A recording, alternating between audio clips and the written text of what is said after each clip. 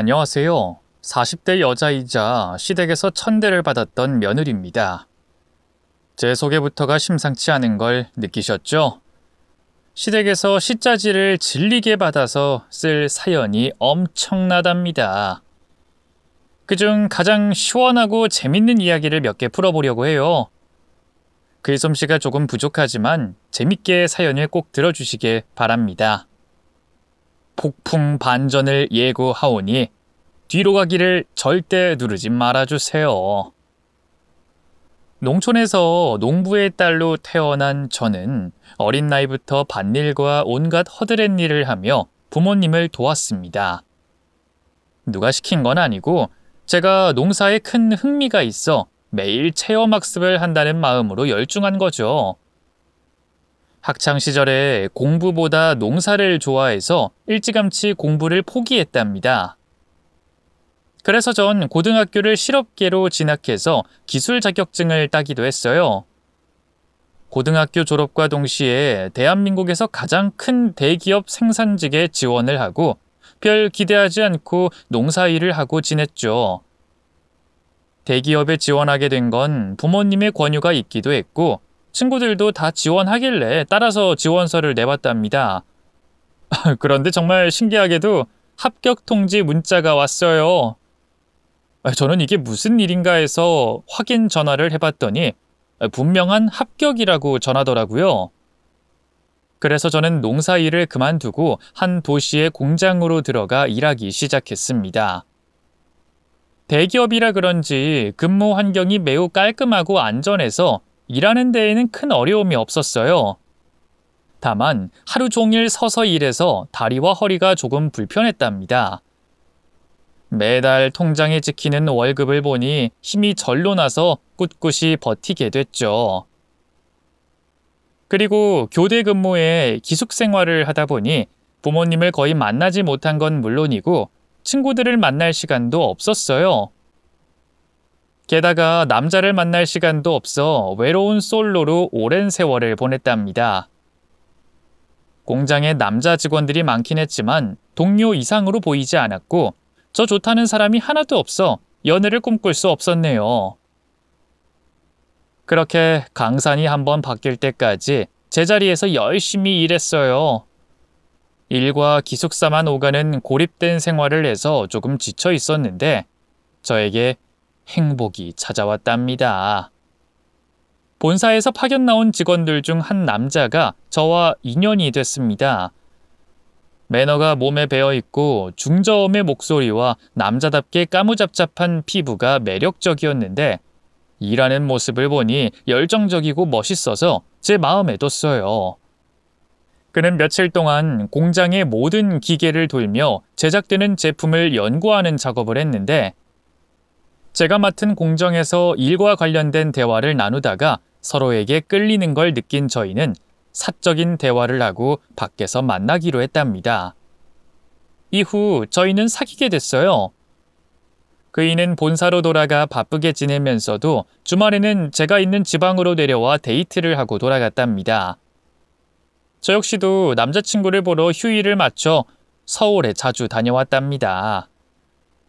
사랑의 힘으로 장거리 연애를 3년 동안 하게 됐고 서로를 진심으로 사랑하고 함께 살고 싶은 마음이 절실해서 결혼하기로 결정했어요.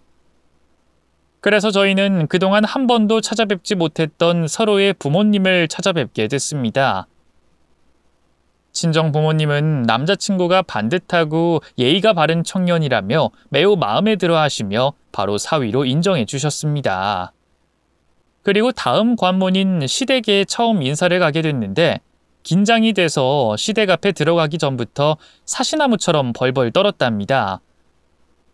남자친구는 제 손을 잡아주며 별일 없을 것이고 환대해 주실 테니 걱정하지 말라고 안심시켜줬어요. 이윽고 시댁에 들어갔더니 식구들이 보였어요.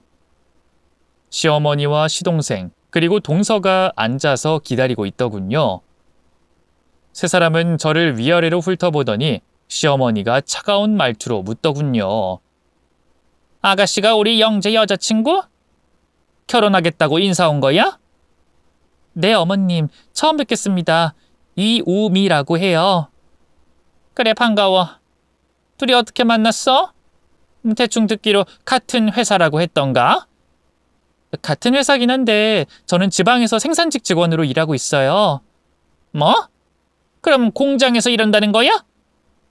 공순이었니? 그거 고졸들이 하는 거 맞지? 네, 고등학교 졸업하고 줄곧 공장에서 일해왔습니다. 제 대답에 시어머니는 물론이고 시동생과 동서가 입을 크게 벌리며 놀라더라고요. 동서는 이게 말이 되는 상황이냐며 시어머니한테 볼멘 소리를 했습니다. 어머님, 아주버님이 명문대 나와서 대기업 임원이 되기 직전인데 겨우 저런 고졸 공순이랑 결혼하겠다는 게 말이 되는 거예요? 나도 지금 알았잖니. 아유, 머리가 찌끈거리는구나. 우리 집안에 고졸자가 팔을 들이는 게 기가 막히다. 아주버님이 여자 보는 눈이 이 정도로 형편없을 줄은 몰랐네요. 이거 참. 대학 교수인 내가 고졸 공순이한테 형님이라고 불러야 할 상황이 오는 건가? 진짜 불편하네. 시어머니와 동서가 저를 무시하는 발언을 하길래 크게 주눅이 들었고 저 또한 남자친구와 결혼하는 건 아닌 것 같다는 판단이 들었습니다. 당장 뛰쳐나가는 건 예의가 아닌 것 같아서 내보낼 때까지 버티고 참기로 했답니다. 그런데 제 남자친구는 저를 무시하는 발언을 한 시어머니와 동서를 향해 크게 격분했습니다. 엄마, 재수씨, 말이면 단줄하세요? 학력이고 집안이고 그런 게 뭐가 중요해요. 사람만 좋고 서로 사랑하면 그만 아닌가요? 영재, 너 지금 엄마한테 소리 지른 거니? 내가 살다 우리 장남이 소리치는 건 처음 보네. 저 여자애가 얼마나 여우 같은 애인지 알 것 같다. 영재, 너는 지금 저 공순이한테 단단히 홀린 거야. 정신 차리고 제대로 된 여자 만나. 우미가 어떻다고 그런 말씀하세요? 저 이 사람이랑 무슨 일이 있어도 결혼할 겁니다. 엄마가 반대를 하든지 말든지 무조건 내 아내로 만들 거라고요. 그이가 강력하게 주장을 펼치자 시어머니는 땅이 꺼져라 한숨을 내쉬며 고개를 숙이고 이마를 잡고 있었고 동서는 째진 눈으로 저를 노려보며 비웃는 듯한 표정을 지었답니다. 저는 제가 시댁에 있을 분위기가 아닌 것 같다고 느껴지자 남자친구가 제 손을 잡고 바로 벗어났습니다. 그이는 바로 저에게 식구들의 태도를 대신해서 사과했고 자기가 가족들과 연을 끊는 한이 있더라도 저와 결혼해서 끝까지 지켜주겠다고 했어요. 저는 흔들리긴 했지만 남자친구를 진심으로 사랑했고 그의 아내가 되는 것이 하나의 큰 꿈이었기 때문에 헤어질 생각을 접어버렸습니다. 이후 시댁에 두어 번 다시 찾아가 인사를 드렸는데 남편이 경고한 대로 싫은 소리를 하지 않더라고요. 그저 어색하게 식사를 하고 저와 남자친구가 알아서 결혼 진행을 하라고만 말씀하셨답니다. 그렇게 저는 지방에서 하던 생산직 일을 그만두고 서울로 올라와서 남편의 내조를 하기로 했어요. 그리고 시댁 식구들과 마음의 거리를 좁히지 못한 채 결혼식을 올리고 혼인신고를 했답니다. 저는 시어머니와 시동생 부부와의 관계가 시간이 흐르면 해결될 줄 알았는데 안타깝게도 저는 미운 털이 제대로 박힌 며느리이자 형님이었네요.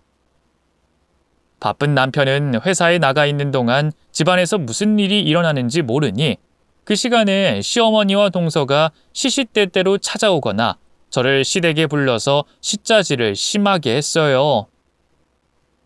어머님은 저를 부르는 호칭을 처음 만난 날 불렀던 것과 똑같이 부르셨습니다. 공순아, 오늘 우리 집에 친구들 오니까 상다리 휘게 음식 차려봐라. 촌년이어서 할 줄 아는 거 많지? 네? 네, 그냥 조금 할 줄 알아요. 한번 열심히 차려보겠습니다. 열심히는 당연한 거고 맛있게 잘 차려라. 그리고 내 친구들이 오후 3시에 오기로 했으니까 너는 2시 반까지 다 차리고 내 집에서 나가라. 괜히 고졸 공순이 출신인 너를 소개할 일이 없도록 하라고. 저는 참으려고 했지만 사람인지라 표정 관리가 되지 않았어요. 불만 가득한 얼굴을 보이자 이번엔 동서가 저에게 삿대질을 하며 말하더군요. 진짜 무식한 티내네. 어머님 앞에서 인상 쓰다니. 이봐요. 가방끈 짧은 티 내지 말고 빨리 주방으로 들어가요. 동서, 지금 뭐라고 했어? 어머님이 나한테 뭐라 하시는 건 참을 수 있지만 동서가 날 막대하는 건 못 참아. 그리고 나한테 똑바로 형님이라고 불러. 이봐요가 뭐야? 아니, 형님다운 사람이 들어왔으면 그에 맞게 대우를 해드리겠죠. 그런데 그쪽은... 됐네요. 많이 배운 제가 참을게요. 대학 교수가 공순이랑 말싸움에서 남는 게 뭐가 있겠어요? 어서 주방이나 들어가 봐요. 제가 한마디 더 하려고 하자 시어머니가 멀찍이서 저를 날카롭게 째려보고 계셨습니다. 결국 저는 싸가지 없는 동서에게 하고 싶은 말을 제대로 못하고 기분이 상한 채로 손님들 드릴 음식을 만들었습니다.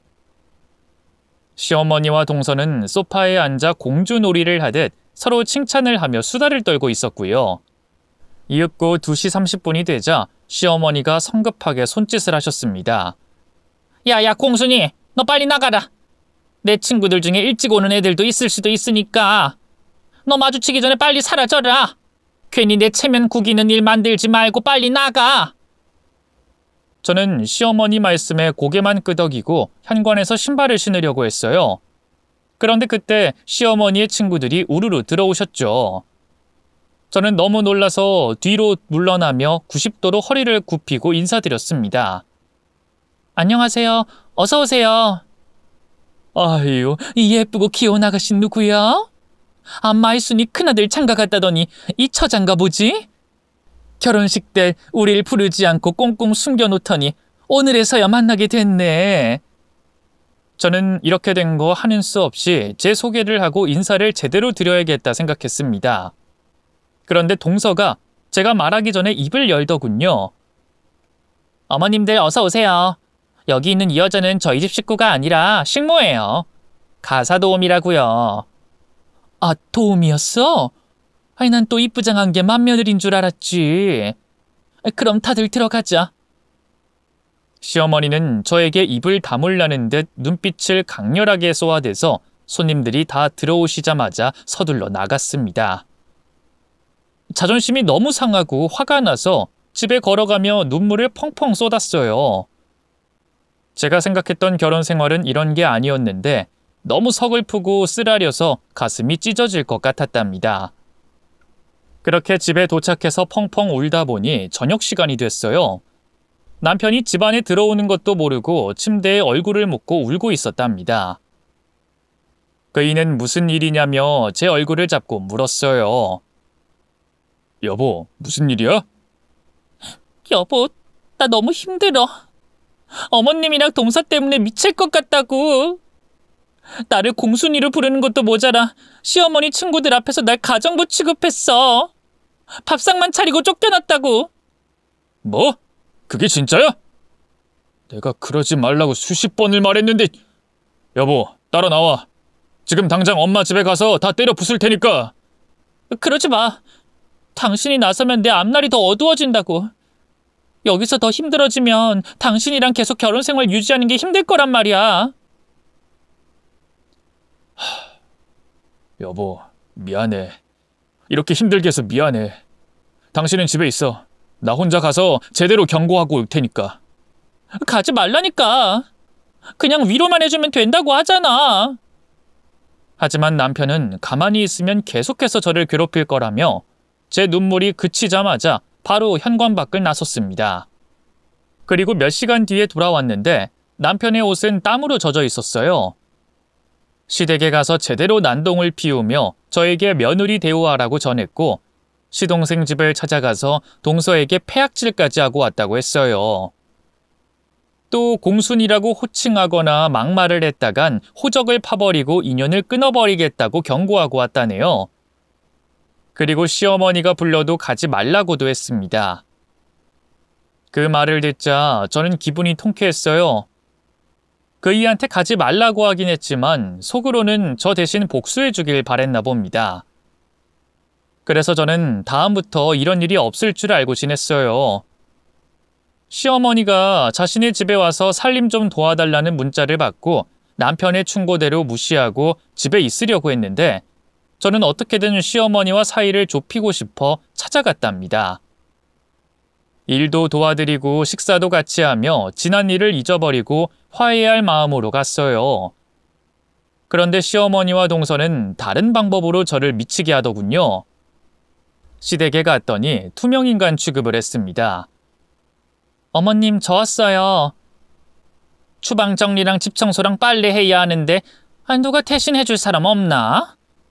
어머님, 저 왔다고요. 동서랑 같이 집 청소할까요? 동서, 일어나. 같이 집 좀 치우자. 그러자 동서가 귀를 후비며 말했습니다. 어머님, 어디서 개 짖는 소리가 들리지 않으세요? 그러게 말이야. 우리 집에 개가 없는데 어디서 짖어대는 건지.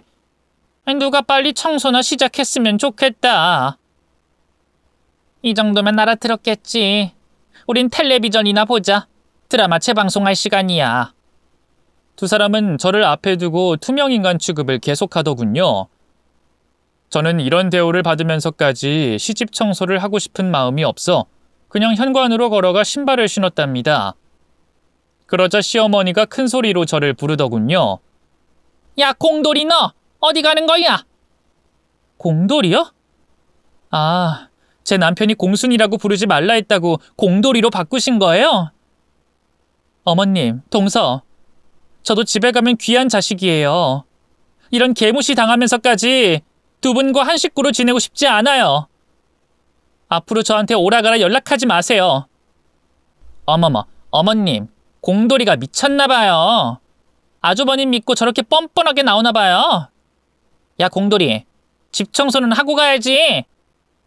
동서가 주둥이를 함부로 나불거리길래 다시 거실로 걸어갔습니다. 그리고 그동안 참아왔던 분노를 동서 뺨에 풀어버렸답니다. 짝짝 소리를 내며 양뺨을 내려쳤고 소파에서 일어나려길래 머리통을 한 대 쥐어박았습니다. 그러자 동서는 오열하기 시작했고 시어머니가 광분해서 일어나셨답니다. 이 무식한 고졸의 공순이년아! 네가 감히 내 교수 며느리한테 손찌검을 해? 때릴만 하니까 때린 거예요. 어머님, 저도 이제 더는 당하고 살진 않을래요. 동서가 저한테 또 까불면 그땐 진짜 더러운 꼴 보여드릴 거예요. 그러니까 동서 교육 좀 잘 시켜주세요. 2년 봐라. 야, 너 어디 가? 당장 이리 오지 못해? 저는 등을 돌리고 유유히 시댁에서 빠져나왔습니다. 동서의 뺨따기를 날리고 나오니 속이 얼마나 시원하던지. 며칠 동안 변비에 시달렸는데 그날 시원하게 뚫었답니다. 그날 이후 시어머니에게 연락이 오지 않아서 거의 2달 동안 얼굴을 보지 않고 편하게 지냈답니다. 그런데 얼마 뒤에 기절초풍할 소식을 전해 듣게 됐습니다. 시어머니가 남편에게 울면서 연락했다며 같이 가보자고 해서 시댁에 갔더니 글쎄 시어머니가 보이스피싱을 당했다는 겁니다. 요즘 보이스피싱 수법이 진화해서 사기를 많이 당한다고 하는데 들어보니 진짜 믿을 수밖에 없는 수법이더라고요. 시어머니는 통장을 꺼내놓고 떨리는 목소리로 말했습니다. 아유, 미치겠다. 검찰청에서 연락이 와서 나를 사칭한 범죄자가 있다면서 통장 번호를 알려달라길래 보이스피싱인 줄 알고 쌍욕을 하고 끊어버렸어. 그런데 다시 문자가 오더라고.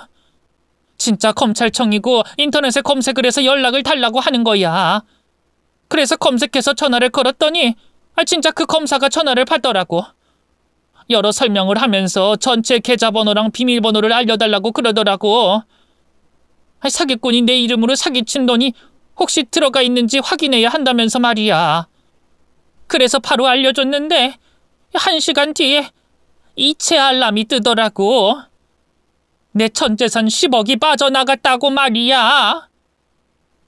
어머님, 그럼 경찰서에 신고하셨어요? 검찰청에 직접 전화를 했는데 사기꾼이 받은 건 어떻게 된 거죠? 경찰서에 다녀왔는데 보이스피싱 일당은 한국에 있지도 않고 계좌도 추적이 불가능한 해외 계좌래. 그리고 내 핸드폰을 해킹해서 검찰청에 전화를 걸었을 때 그놈들에게 연결이 되게 만든 거라더라. 요즘 해킹이 발전해서 못하는 기술이 없단다. 아유, 나 이제 어떻게 하면 좋니? 어머님, 속이 많이 상하셨겠어요. 그런 나쁜 놈들은 얼마 못 가 큰 벌 받을 거예요. 그리고 어머님 돈은 어떻게 해서든 돌려받을 수 있을 겁니다. 말은 고맙다만 돈을 되찾는 건 거의 불가능한 일이래. 한국에서 사기친 놈이면 추적해서 잡아오면 되지만 해외에서 사기치는 놈들은 추적이 힘들다고 한다. 정말 안타깝지만 시어머니는 보이스피싱으로 재산 모두를 탕진하게 돼 아파트 한 채만 남게 됐답니다. 저와 남편은 경찰서에 다시 찾아가서 확실하게 접수가 됐는지 확인하고 집으로 돌아갔어요. 저희가 할 수 있는 일이 없어서 거기까지밖에 못했네요. 시어머니는 우울하셨는지 한 달 넘게 여행을 떠나셨어요. 여러 지역을 돌며 바람을 쐬고 돌아오셨답니다. 그리고 아직 저와 사이가 어색한 면이 있어서 연락을 거의 하지 않고 지냈어요. 그렇게 한 달이 더 지나자 남편이 또 큰일이 생긴 것 같다며 저와 시댁으로 달려갔습니다. 이번엔 무슨 일인지 들어보니 시어머니가 보이스피싱으로 잃은 돈을 다시 통장에 채워보시겠다고 아파트를 담보로 대출을 받아 비트코인에 투자하셨답니다. 그리고 작은 돈을 넣으셨는데 며칠 만에 폭등하는 걸 보시곤 대출을 추가로 받아서 싹 다 비트코인에 집어넣으셨다네요. 그런데 한 달 뒤 3억을 투자해서 30만 원이 남게 되는 최악의 상황이 되셨어요. 코인으로 망한 사람 이야기를 여러 뉴스에서 봤는데 제 시어머니가 이렇게 되실 거라고는 상상도 못했네요. 여하튼 보이스피싱과 비트코인으로 인해 빚을 지게 되셔서 대출금을 갚지 못하면 살던 집에서 쫓겨날 판이었습니다. 남편은 시동생과 매달 대출금을 같이 갚아가겠다고 하자 시어머니가 그래도 되는 거냐며 자식들 얼굴 보기 부끄럽다고 눈물을 흘리셨어요. 그래도 남편은 이 일을 해결하려고 시동생에게 연락해서 시어머니의 사정을 말했더니 시어머니 대출금을 왜 자기가 갚아주냐면서 전화를 끊어버렸답니다. 그이는 잠시 화가 나서 얼굴이 새빨개졌지만 이내 이성을 찾고 혼자라도 시어머니의 빚을 갚아 나가겠다고 했어요. 엄마, 걱정하지 마세요. 제가 있잖아요. 장남이 이 정도도 해결 못할 것 같으세요? 영재야, 내가 무슨 면목으로 자식한테 손을 벌리냐. 그것도 멍청하게 사기당하고 어리석게 투자 잘못해서 생긴 빚인데 말이야. 일어난 일은 다시 말하지 마세요. 그럼 속만 더 상하니까. 이제부터 속지 않고 실수하지 않고 살면 돼요. 아셨죠? 그래, 미안하다. 그리고 고맙다, 큰아들. 그이는 자기가 해결하겠다고 안심시켰는데 제가 걱정이 됐어요. 남편은 안 그래도 직장에서 스트레스가 심한데 시어머니 빚까지 떠안게 되면 속병이 생길 것 같아 걱정이었죠. 그래서 제가 나서기로 했습니다. 어머님, 그 빚 제가 해결해 드릴게요. 뭐? 네가? 너 숨겨둔 돈이라도 있는 거니? 아니요, 그런 거 없어요. 부모님한테 말씀드리면 해결해 주실 거예요. 예, 됐다. 농사꾼이 벌면 얼마나 번다고 그런 부탁을 하니? 내 체면이 있고 하니 가만히 있어라. 저희 부모님 가지고 있는 농사 땅이 3만 평 정도 돼요. 과수원도 따로 10,000평 정도 있고요. 인부들을 부려서 많은 작물을 유통하시고 있는데 연 매출이 대략 30억 정도 됩니다. 어머님이 대출받은 3억 정도는 제가 해결해 드릴 수 있어요. 제가 부모님에 대한 이야기를 전하자 시어머니는 물론이고 남편도 놀랐습니다. 그렇게 부자인 걸 왜 숨겨왔냐고 묻더군요. 아니, 너 그렇게 잘 사는 집 딸이었니? 그런데 왜 한 번도 티를 내지 않은 거야? 영재도 까맣게 모르고 있는 눈치인데. 저희 부모님이 어디 가서 돈 자랑하지 말라고 신신당부하셨거든요. 세상에서 가장 한심한 게 돈 자랑이라고 하셨거든요. 게다가 부모님한테 워낙 돈 빌려달라는 사람이 많아서요. 어쨌든 어머님 아파트 대출금은 제가 해결하겠습니다. 저는 그 자리에서 바로 아빠한테 전화를 걸어 급하게 돈이 필요하다고 말씀드렸더니 5분 만에 제 계좌에 돈을 넣어주셨습니다. 그래서 시어머니는 빚에서 바로 해방됐죠. 그렇게 되자 시어머니의 태도는 180도 달라졌어요. 시어머니가 돈 때문에 태도가 달라진 게 안타깝고 섭섭하긴 했지만 받아들이기로 했답니다. 그날 이후로 시어머니는 저를 시댁에 불러 자신이 직접 요리한 식사를 대접했고 저를 백화점에 데려가 선물도 잔뜩 사다 주셨어요. 그리고 시어머니 친구들을 다시 불러서 제가 큰며느리라고 다시 소개해줬답니다. 지난번에는 시어머니가 어리석고 멍청해서 괜히 학벌과 직업을 무시해 그렇게 대했다고 인정하고 사과하면서 말이죠. 그렇게 저는 시어머니한테 제대로 된 인정을 받고 지내게 됐습니다. 그러던 어느 날 시어머니가 변함없이 저를 시댁으로 초대해서 정성 가득한 오리 요리를 해주셔서 맛있게 먹고 상을 치우려는데 시어머니가 한사코 가만히 있으라고 말리셔서 소파에 누워 잠시 눈을 붙였습니다. 날씨도 좋고 배도 부르니 식곤증이 제대로 찾아와서 새근새근 꿀잠을 자고 있었답니다. 그런데 30분 정도 지났을까 누군가 누워있는 제 얼굴에 냄새나는 옷을 집어 던졌어요. 그런 짓을 할 사람은 저에게 동서밖에 남지 않아 바로 알아차리고 눈을 떴습니다. 동서, 지금 뭐 하는 짓이야? 공순이가 팔자도 좋네. 이봐요. 어머님은 주방에서 설거지하고 있는데 공순이 당신은 자빠져 자고 있어? 놀고 먹는 주제 팔자가 늘어졌네. 어머님이 왜 가만두는지 모르겠지만 난 이런 꼴 못 봐요. 할 일 없는 것 같은데 가서 이거나 빨아오세요. 거기 김칫국 튄 거 보이죠?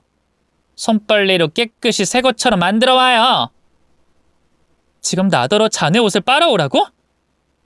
동서, 아직도 날 공순이로 부르는 데다 반말까지 섞어서 말하네? 그럼 고졸 공순이를 내가 형님 취급해줄 거라 생각했니? 입 다물고 시키는 거나 해. 공순이 당신 우리 집안에 인정받고 싶어 했잖아. 그거 빨아오면 내가 진지하게 형님으로 인정해줄지 생각해볼게. 얼른 움직여! 저는 어이가 없어 동서를 올려다보고 있었는데 시어머니가 동서 목소리를 듣고 달려 나오셨습니다. 그리고 고무장갑을 낀 손으로 동서의 뺨을 사정없이 갈겼습니다. 오른쪽 왼쪽 할 거 없이 빈틈이 보이는 곳에 싸대기를 연타로 엄청나게 조졌답니다. 저는 그 장면을 보고 너무 고소해서 낄낄거리며 비웃었습니다. 얼마 전까지 저를 못 잡아먹어 안달인 두 사람이 그렇게 적이 된 걸 보니 속이 후련했답니다. 시어머니는 싸대기를 하도 많이 날려서 손이 아팠는지 고무장갑을 벗어 동서의 온몸에 매질을 하셨어요. 이년이 감히 내 귀한 맏며느리한테 공순이라는 막말을 해? 그리고 니녀는 위아래도 없냐? 어디 손이 동서한테 반말을 찍찍하면서 빨래를 시켜? 아이, 어머님, 갑자기 왜 이러세요? 어머님이 저 공순이 제일 싫어하셨잖아요.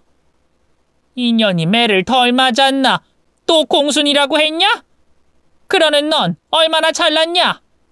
시간 강사년이 교수 흉내내면서 잘난 척만 더럽게 하는 것이? 너 이번에도 부교수 자리 놓쳤지? 대가리에 든 게 없어서 못 올라가고 있는 거 아니야, 이 넉빠진 년아! 시어머니는 동서를 겁나게 패면서 쌍욕을 진짜 많이 하셨습니다. 그동안 저에게 했던 막말을 모두 합친 것만큼이나 아주 심하게 모욕감을 주시더라고요. 동서는 결국 그날 먼지나게 처맞고 쫓겨났답니다.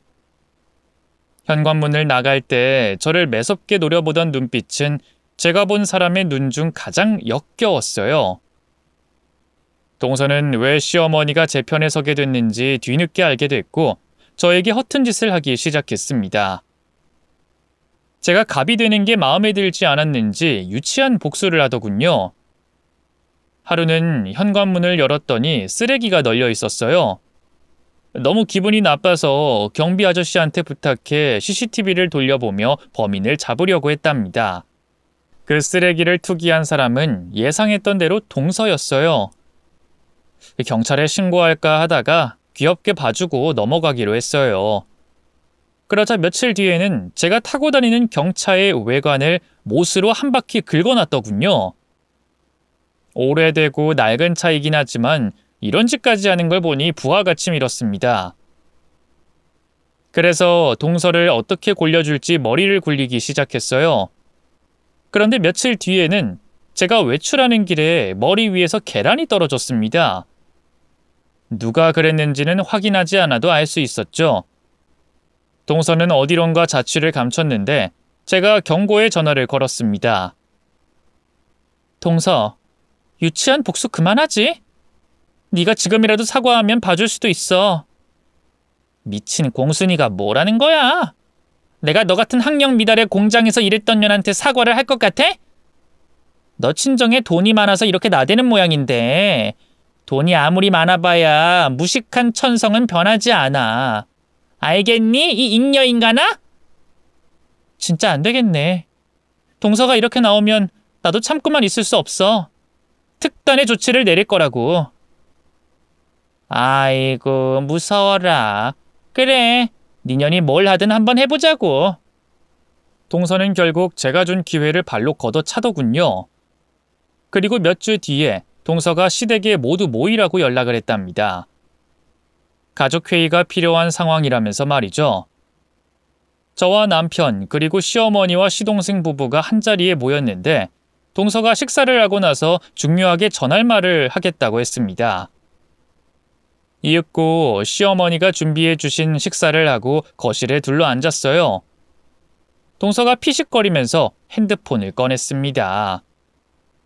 어머님, 아주버님, 제가 지난주에 아주 재미난 걸 인터넷에서 발견했어요. 공순이, 아니, 형님이 인터넷 스타가 되셨더라고요. 예, 너 그게 무슨 말이니? 우리 맏며느리가 인터넷 스타가 됐다니. 그건 눈으로 직접 보시면 아실 거예요. 자, 그럼 동영상 시작 버튼 눌러보겠습니다. 동서가 핸드폰으로 인터넷 창을 띄우고 영상 하나를 재생시켰어요. 그 영상은 시작하자마자 두 남녀가 발가벗고 그 짓을 하더군요. 저와 남편은 입을 틀어막고 이게 뭐냐고 소리쳤고 시어머니 역시 저질스럽게 뭐하는 짓이냐고 언성을 높이셨습니다. 그러자 동서는 동영상을 멈추지 않고 계속 보라고 하더군요. 어머님, 아주버님, 계속 보셔야 해요. 이 영상 속 여자는 바로 형님이라고요. 영상 중간에 얼굴이 한번 나오는데 형님이랑 아주 똑같이 생겼다고요. 어머님, 이 공순이년이 이렇게 바람 피우고 있었어요. 야, 이런 더러운 영상 띄운 것도 기가 막힌데 이 여자가 내 맏며느리라고?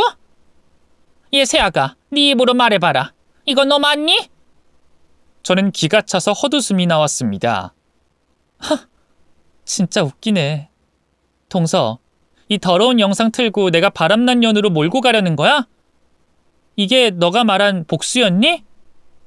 공순아, 닥치고 계속 봐봐. 여기 나오네. 스톱. 어머님, 아주버님, 이 얼굴 보세요. 형님이 분명하죠?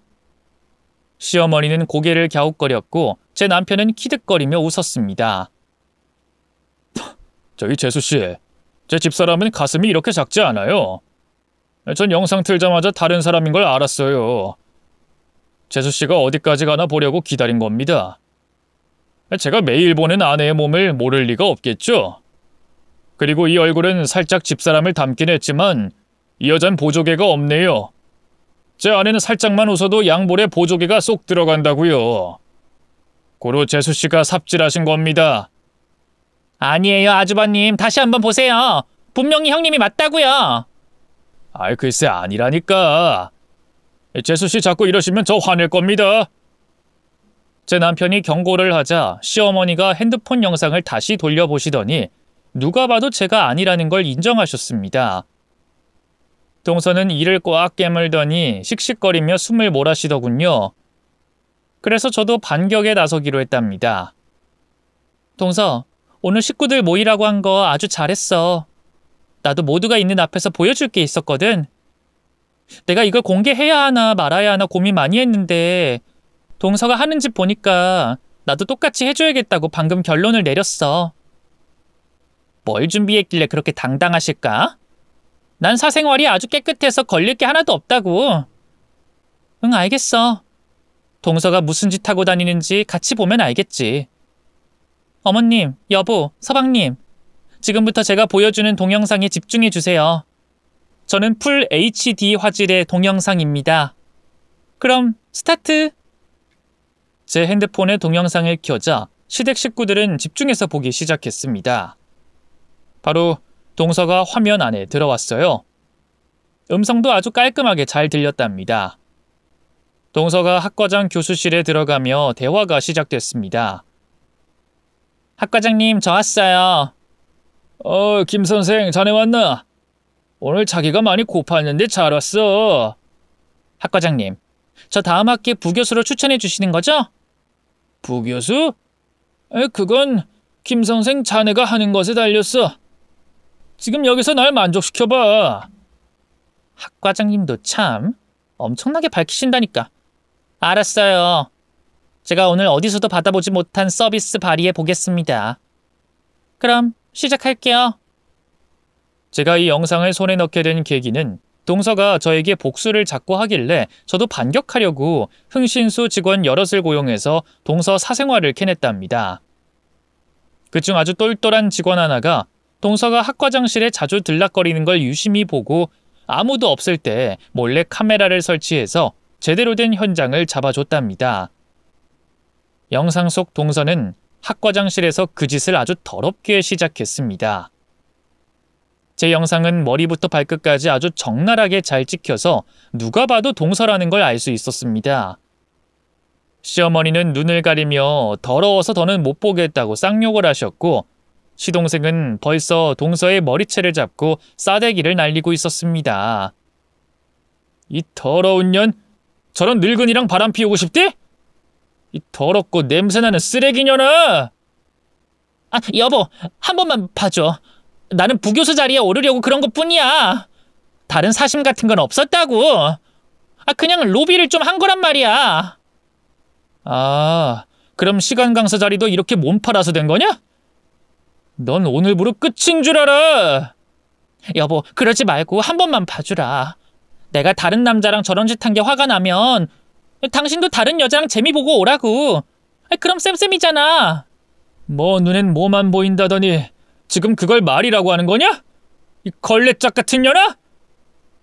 동서는 주둥이를 나불거려서 매를 더 벌었답니다.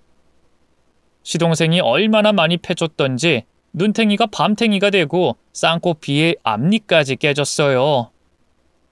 질질 짜는 동서는 두 손을 싹싹 빌며 이혼만은 하지 말자고 하더군요. 여보, 나 매 맞았으니까 이혼은 하지 말자. 나 시간 강사라 돈도 없고 혼자서 살 형편도 안 된다고. 여보, 평생 죄인처럼 조용히 살게, 응? 아까 동영상 보니까 학과장 아주 대만족시켜줬잖아. 아주 그냥 황홀한 표정이 제대로 찍혔다고. 그렇게 만족시켰으니 부교수로 클 수 있을 거 아니야, 이 걸레년아.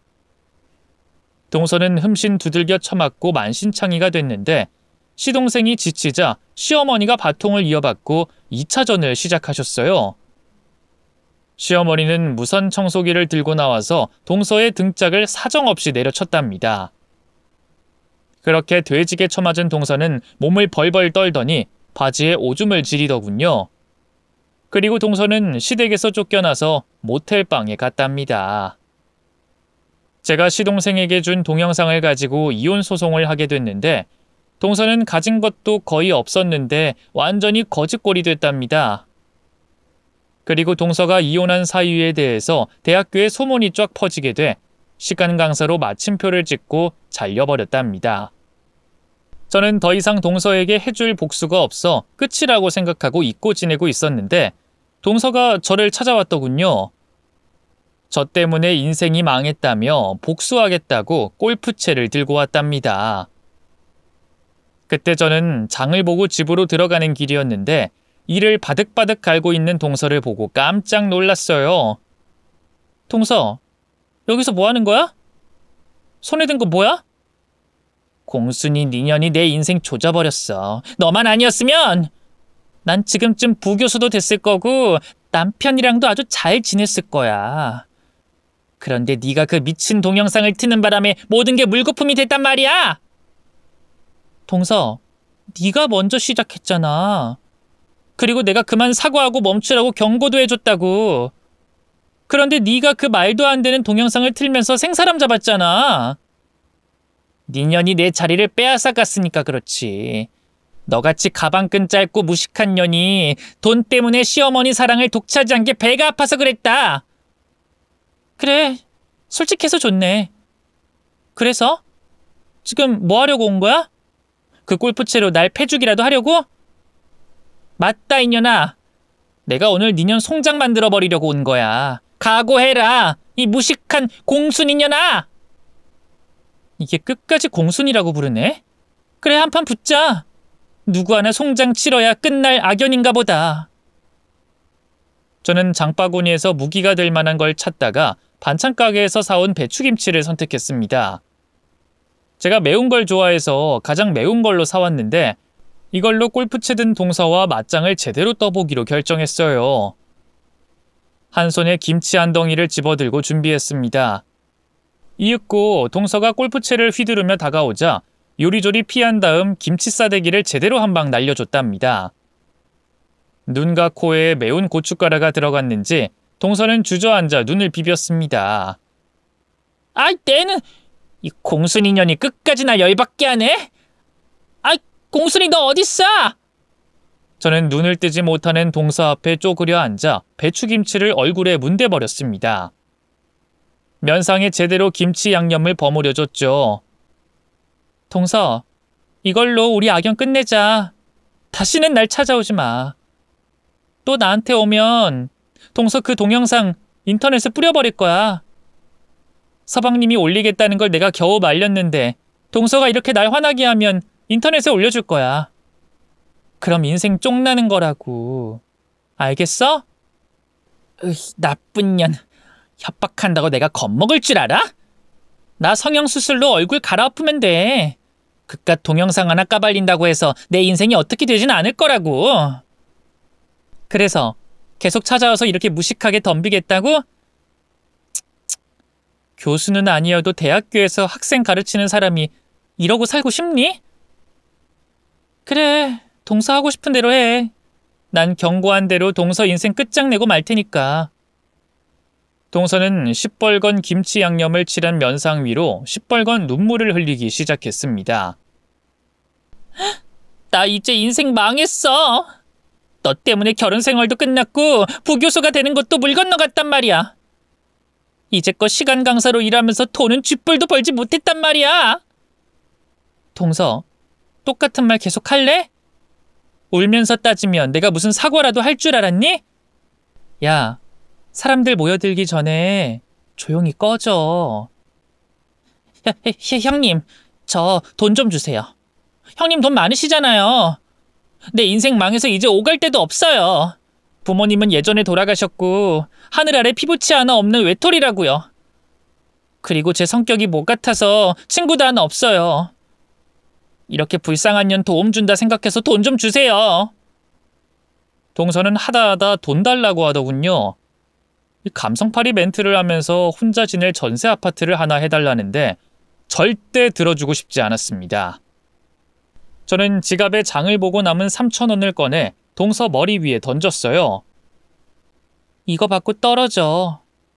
동서, 사지가 멀쩡한데 왜 돈을 구걸하냐? 식당에서 설거지를 하든 공장에서 숙식을 하든 아니면 동서가 잘하는 몸뚱아리 팔면서 살면 되잖아. 그럼 잘 꺼지고 다신 내 앞에 나타나지 마. 내가 진짜 화나면 진짜 인생 망하는 게 뭔지 보여줄 테니까. 동서는 제가 집에 들어가 베란다에서 내다볼 때까지도 바닥에 주저앉아 엉엉 울고 있었습니다. 저는 그 모습을 보고 베란다에 있던 소금 단지를 열어 소금 한 주먹을 잡았습니다. 그리고 동서를 불렀어요. 동서, 내가 마지막 선물 줄까? 그러자 손등으로 눈물을 훔치며 고개를 들어 올려 저를 보더군요. 형님, 저한테 돈 주시려고요? 네, 마지막 선물 주세요. 부탁드려요. 알았어. 조금 더 앞으로 다가와봐. 동서는 제가 동아줄이라도 내려주는지 알고 싱글벙글한 얼굴로 1층 화단 앞까지 다가왔답니다. 저는 손에 쥐고 있던 한 주먹의 소금을 동서 머리 위에 뿌렸습니다. 동서, 내가 주는 마지막 선물이야. 자네한테 재수 없는 귀신이 붙어있는 것 같으니까 이 소금 맞고 새 사람 되도록 해.